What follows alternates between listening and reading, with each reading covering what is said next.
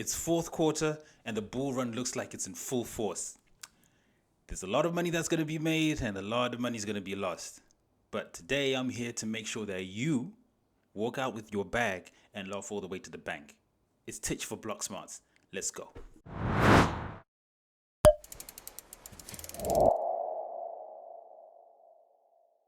So, what is a bull run?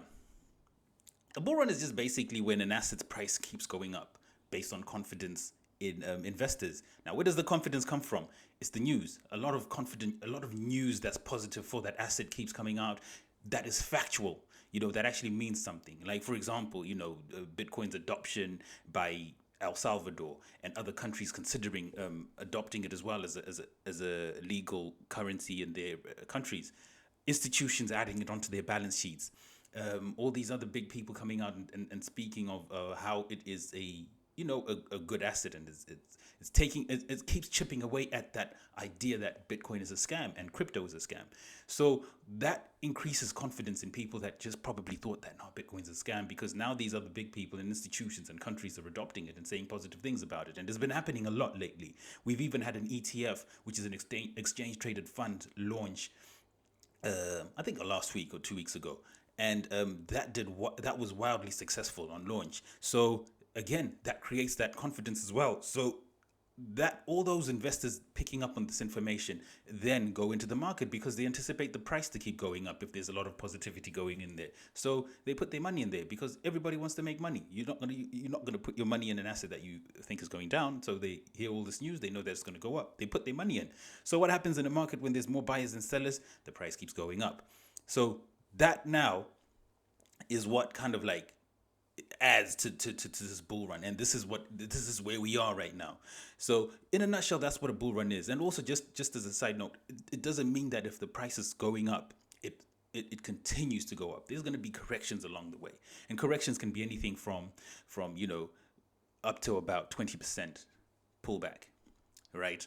So those things can happen, and it's normal, it's natural. It doesn't just go up in a straight line. And I think new people need to understand that, because once they start to see red, they just panic and then they take their money out and they lose and stuff like that. So yeah, it doesn't just go up in a straight line. In a nutshell, that's what a bull run is. Now, just because of that positivity and that the potential that the prices are going to be going up, it doesn't mean that everybody's going to make money. Some are going to lose it.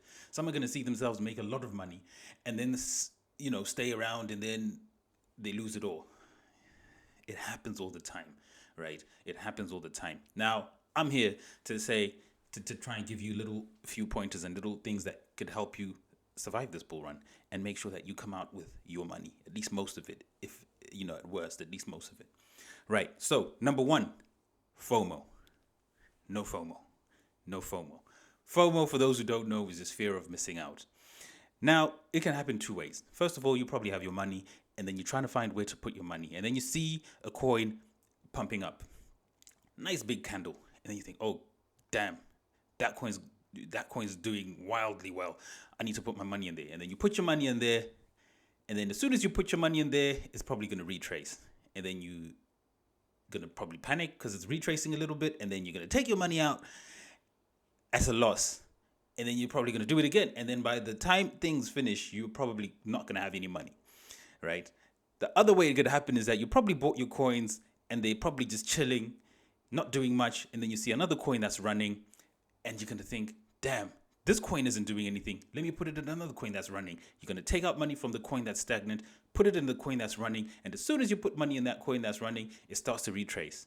And then you're going to take your money at a loss again and then trying to put it back in that other coin, and that other coin's already starting to run. And then, so you don't want to be doing all those kind of things. If you've missed it, you've missed it. Those are some of the things that you need to understand. If you miss it, you miss it. Just chill. And a great example is Bitcoin, right?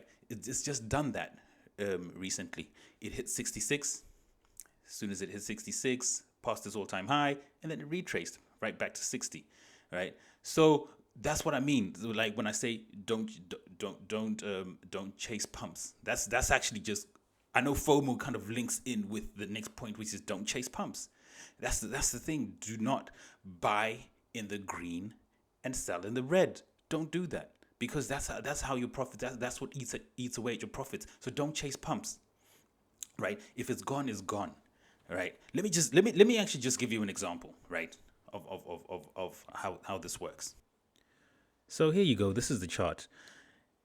You would have seen this, and then people would have started probably calling you around here, 65-ish.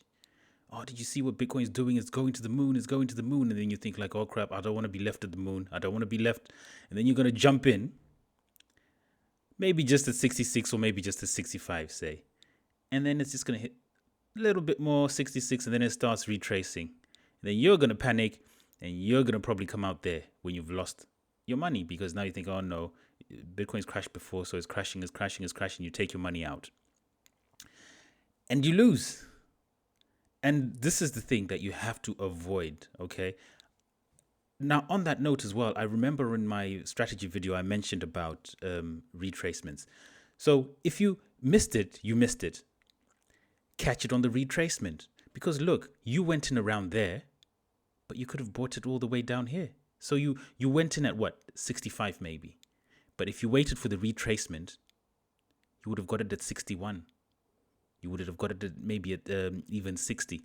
So that's the psychology of the market.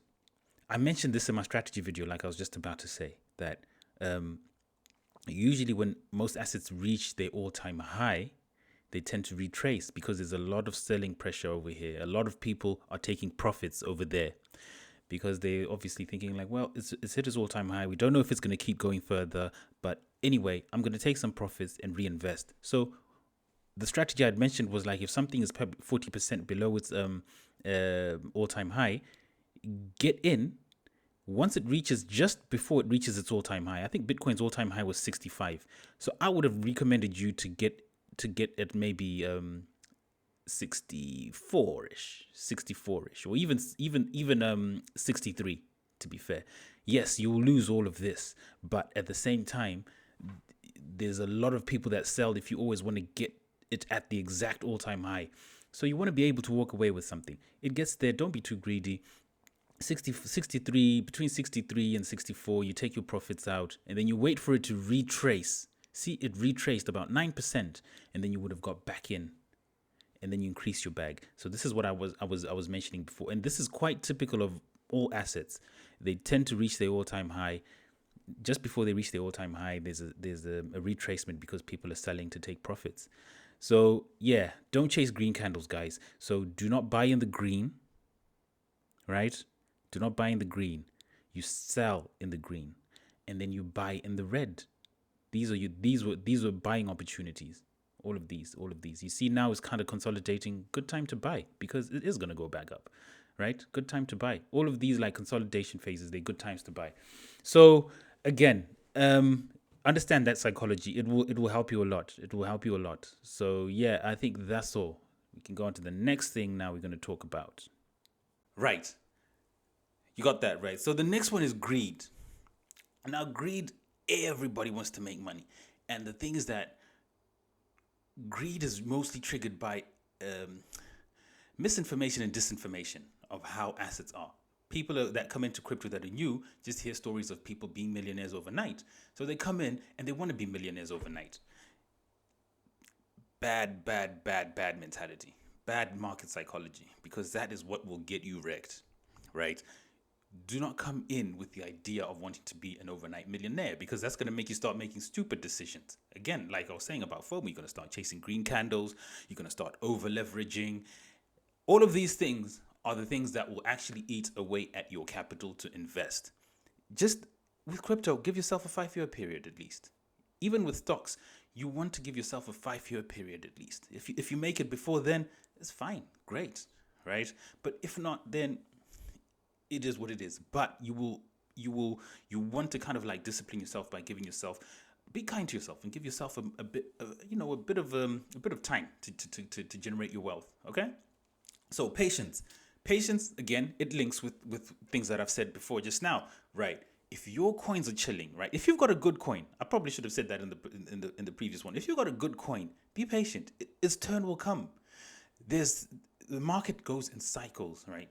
Bitcoin runs first, and then Ethereum, and then the other coins below, they come last. So be patient. If you see something pumping, and you've got a good coin, don't just come out of it and say, oh, no, I need to go and get that green candle, and then boom, you lose again. So be patient. And patience also links to time. Give yourself enough time to get to your financial goals in the market. Don't give yourself like 2 weeks to become a millionaire and you came in with like, $500 or 1,000 or whatever. Nah.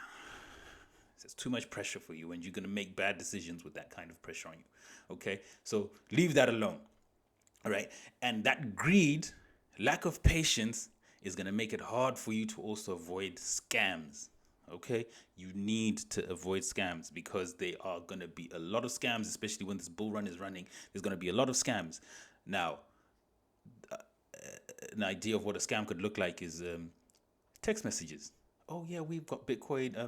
We need, come and invest in your Bitcoin and whatnot. We've got some good deals and whatnot. Click on the link, or whatever. Or they could be people asking for your password. You never give your password away. So all those kind of things. It could even be an email or a text message that comes with the name of a site that you've probably registered with, whether it's Binance or Coinbase or Crypto.com, and it's saying, oh, your account has been compromised. You need to change your password, and then you need to click this link so you can change your password. And not. Do not do that. Do not click links, even if it's from a site that you think you've registered, because there's mirror sites. If you want to go on there, on that site to just double check, open a brand new window and physically type in the address of Binance or Bybit, or go onto your app and actually go into your crypto.com without clicking the link. Because when you follow the link, that's how they mirror you, and then they start to take all your information, and then the next thing you wake up, your money is gone. So emails, text messages, phone calls, even people will call you because there's access to data. I think a lot of people have access to information of like your online activity, or you've been on crypto.com, so they can assume that, oh, okay, this person's been on crypto.com, let's give them a call and act like crypto.com, or send them an email. So be careful about those things, right? Avoid those scams. Do not just interact and give your information to people that you don't know, right? And a lot of that, and being able to avoid scams and all those that will come with research. Just research the assets that you want to invest in. It doesn't have to be deep, and you can just tune into some YouTube channels at least for a week or two, just to get a feel of what the market is like and what people are like and how things move and whatnot, right? Because one of the worst things is sometimes people might just be so greedy and so uninformed and disinformed in the market. You're gonna make bad decisions, like you're going to go and buy, I don't know, Bitcoin Cash at the price that it is, thinking that you found a cheap Bitcoin on a different exchange. No, if Bitcoin is 60K, it is 60K everywhere. The cheapest you probably get it is probably 59 something, because there are sometimes small little differences between exchanges, right? But there is never a time that Bitcoin is going to be 60K and you're going to get onto another exchange and see it for $500 and think like, yeah, you've found about this is not shoes or clothes, where if you go into a different shop you might find it cheaper by 50% or whatever. It isn't. This is an asset which has a fixed price across all platforms. So those are some of the little things that you want to know. Bitcoin Cash isn't a cheap Bitcoin. Ethereum Lite isn't a cheap Ethereum. Know that. Understand that, okay? Those things will save you, and will make you make the right decisions and stop making stupid decisions. All right, okay. The other thing you want to do is have a take profit strategy. Taking profit strategy, either one. What I'm talking about. Have a take profit strategy, right? Because again, like I said, if you just go in and you just wait for the money to run, like what are your targets? Like, if this asset reaches this price, I'm going to take this much. If you don't have anything like that, it's going to retrace on you, and then it's going to go back into the bear market, and then you're going to wait for another 4 years or whatever for your money to come back. Have a taking profit strategy. Is if my portfolio goes up by 60% or 100%, I take off the initial investment. And then if it goes up another 50%, I take off maybe 10%. If it goes 100%, I take 25%. And you keep doing that because you want to be able to at least leave with something. This is how you actually leave with money. Nobody ever lost money taking profits. Nobody ever got broke taking profits. But give yourself some targets. Like for instance, I've got my strategy is like, when Bitcoin reaches 100K, I'm taking out some money. When Chainlink reaches a certain amount of money, I'm taking a certain amount of profit. So all those kind of things you need to have in your mind, and you need to follow through, because if you don't follow through, that's how you lose money, right? When you take profits, save some of those profits for the bear market, because when the prices are cheaper, you want to get in and lock in some good entries in the bear market, because the bear market is going to have amazing sales of these coins. You know, you're probably going to be able to get like Bitcoin at 25K even. You're probably going to get your chain links and stuff like even at $12, maybe even $13. You know, so save some profits to be able to buy some coins in the bear market. How do you save your profits, and where do you save your profits? In USDT or USDC? Those are the stable coins I mentioned to you before. And even as you wait for the bear market to get deeper, you could actually stake your USDT or USDC. They have come some quite good returns if you stake your USDT and USDC. I need to actually do a video on staking. You're probably going to be getting like 12% per annum on staking it. That's pretty good, right? So yeah, those are the kind of things you need to save some for the bear market, and you need to just be prepared. So I think that's kind of like everything that you might want to just kind of like understand for this bull run. Do not come in blindly. Do not operate blindly. Listen to this information, digest it, and research more about it and understand it, because it's gonna help you and it's gonna save you. Okay? So again, it's Tish for Blocksmarts. Thanks for having me, and I shall see you in the next video. I think I'm going to do another video soon about, the cycle of the bull run, because that's something you need to understand so that you kind of have a bit more confidence in what's happening. Like, So see you in the next video. You take care. Bye-bye.